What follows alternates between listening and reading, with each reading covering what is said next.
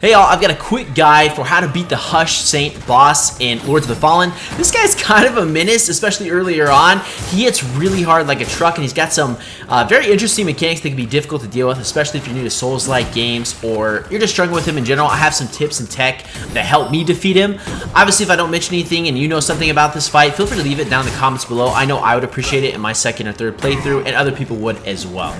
So he's got two phases. So in his first phase, he's got basically two sections. One where he's on the ground swinging his axe or spear and shield at you constantly that you kind of need to dodge, and the second one is when he's on his horse. He's going to go into the ground, he's going to get on his horse, as you guys probably know, and he's running around the arena, the swamp area. He's going to chuck his axe or spear that you just need to dodge. It's pretty easy to dodge, it's very forgiving.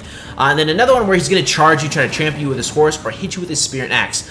Cool tech here is you can actually parry time this to knock him off his horse. Since you can't do damage with him while he's on his horse, it's super important to get him off of his horse as soon as possible. In the next section of phase 1, he's going to be on the ground. So he's going to be doing some very simple attacks, attacking with his spear or axe and his shield that you can either dodge or parry. It's up to your choice. If you like parrying, you can definitely do that. It doesn't cause any status effect damage like it will in phase 2.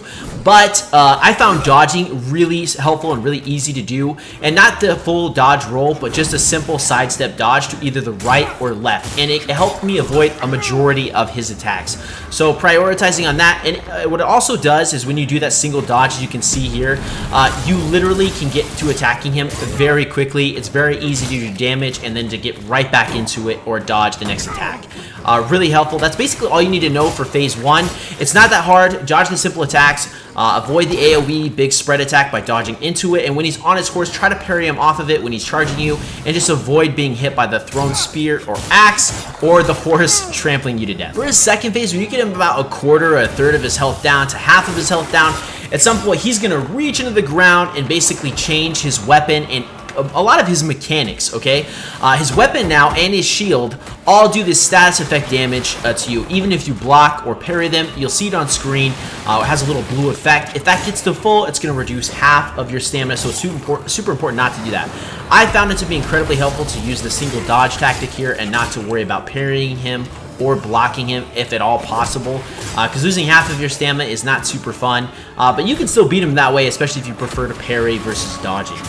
So what he's going to do here is no longer going to ride his horse around the arena, thank God, but he actually will summon his horse from the ground, and it will come to randomly to come to trample you, and all you have to do is just dodge it. It's super easy to dodge, but at the same time, he's going to be basically diving in the water, and he's going to come after you and charge after you. It does a quick widespread attack. All you need to do is dodge that.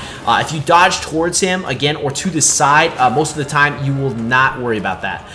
What I found here too, when he's doing a lot of his attacks, his frontal attacks with his axe or spear, all you have to do is dodge towards him most of the time, and it won't have to worry about it. There's not a lot of other mechanics here to worry about. It's kind of the same mechanics as before. He just adds an extra attack or two or swings in them. He also can swing around his backside a lot more, so be careful when you're dodging into him if you're doing this method. But yeah, don't worry about blocking or parrying here unless you want to. Unless you want to increase that stagger meter. Once you do have a stagger down, though, feel free to charge up the heavy attack when you have a moment to do a brutal attack. But this fight's really fun. Just don't be greedy with it. Hope you guys enjoyed the video. Hope this helped you out. If it did, like and subscribe. Got a lot more content for Lords of the Fallen and a lot of other single-player games coming out on the channel all the time.